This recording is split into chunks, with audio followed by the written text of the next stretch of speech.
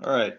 Um, so right now we're going to talk about the coelom, its purpose, and how it appears in these different organisms that you are responsible to know in this lab.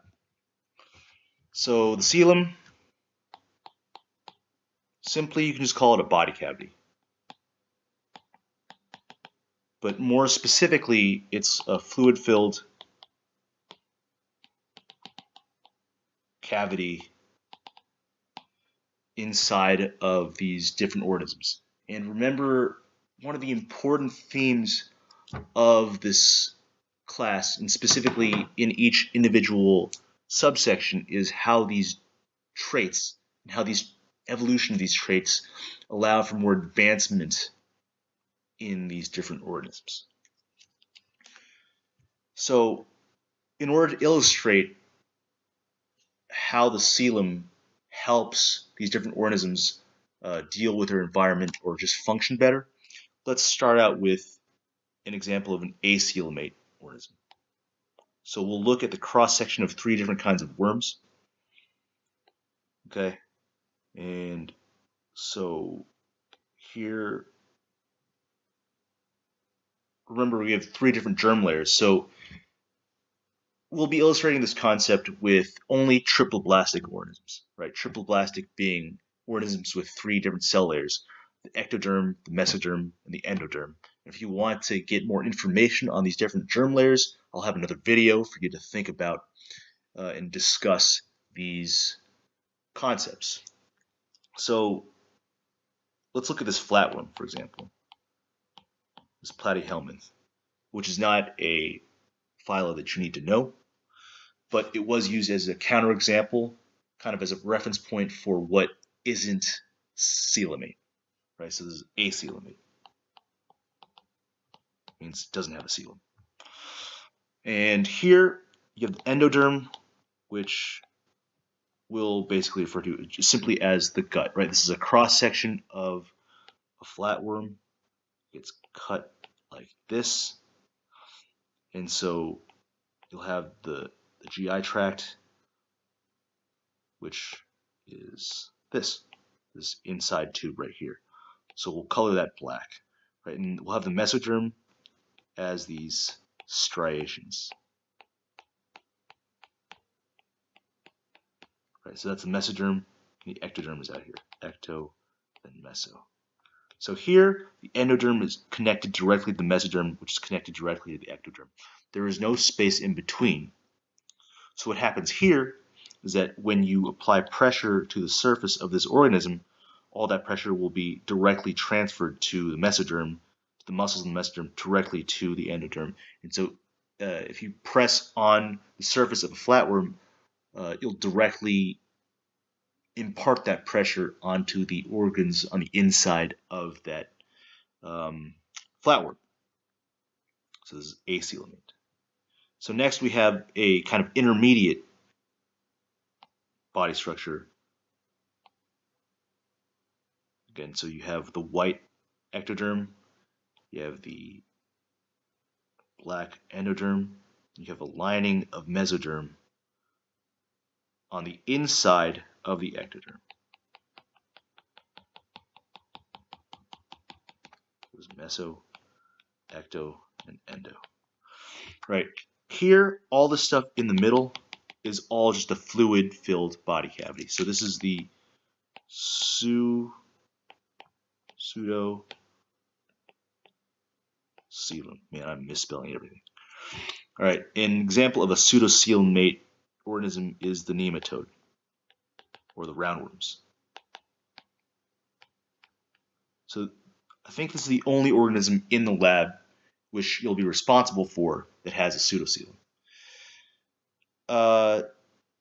And so just to illustrate the importance of having this fluid-filled chamber, what it allows you to do is when you apply pressure here, that pressure from the outside does not directly transfer to all the internal organs, such as the GI tract, for example.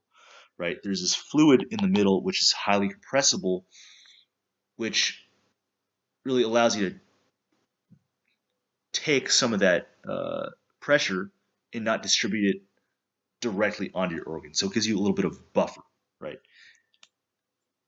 Another interesting thing is that because it's fluid, oxygen diffuses better throughout the body of the organism as it travels from the outside into the pseudocoelom and into the it diffuses into and dissolves into the liquid in the pseudocoelom, which then can slosh around and move to many parts of the body a lot faster.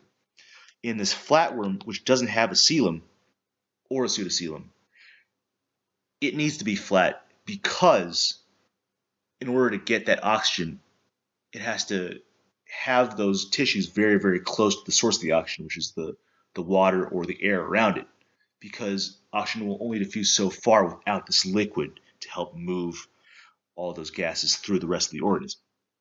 Finally, you have the true coelomate organisms. So you have the ectoderm again with white. Then you have the mesoderm,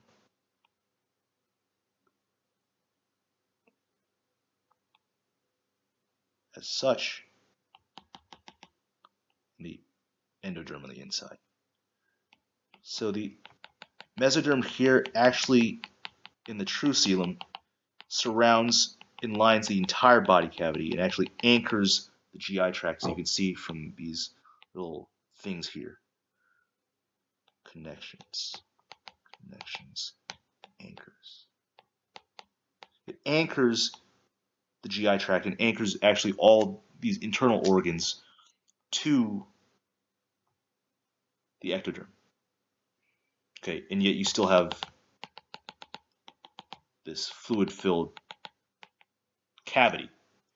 Okay, and so here in the true coelomates, true coelom, and these will be all sorts of organisms, all these advanced organisms that you'll go over in lab. They should be on all the slides, right?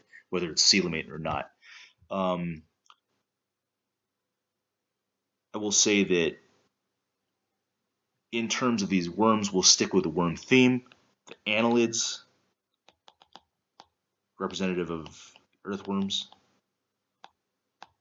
they are one of the worm phyla that have these true coela and are one of the major groups you have to know about in lab. So like in the pseudocoelomate organisms, when you apply pressure to the outside of this annelid, you get some amount of compressibility, so you have a buffer against harming your internal organs. Additionally, because you have this mesoderm surrounding the endoderm and the ectoderm and this anchoring, two things happen. Number one, it keeps your organs together. So in the acoelomate organisms, the GI tract and some of these internal organs, they just kind of slosh around inside this pseudocoelom. There's no anchoring of this GI tract to the walls, right? Whereas here, since you have this lining throughout the entire coelom of this mesoderm, you have the anchoring of these. Your internal organs have some amount of structure, even though it allows the organs kind of slosh around a little bit. It won't go too far, so it's very efficient, right? It keeps structure. Additionally, what makes this better than, I wouldn't say better, but more advanced of a body form than the acoelomates is that because you have this mesoderm surrounding the GI tract, the endoderm, you can actually get more muscle attachment, right? The mesoderm consists of muscle, among other things, connective tissue, but you can get a muscular surrounding of the GI tract, so you can actively push material through your GI tract from your mouth all the way to your anus. Whereas in the acoelomates, they need to move around in order to apply pressure on the GI tract for the food to go through. Cool. So again, just to backtrack, right? The benefits of having coelom: you get compressibility, and you can get gas diffusion, right? And what differentiates a pseudocoelomate organism from a true coelomate organism is that you have this surrounding of mesoderm around your endoderm and your ectoderm. Throughout the entire, every surface which is exposed to the coelom is covered in mesoderm, which allows you to anchor your organs to the outside of your body, as well as giving more musculature to these organs. All right, we'll stop there. So how do I stop this?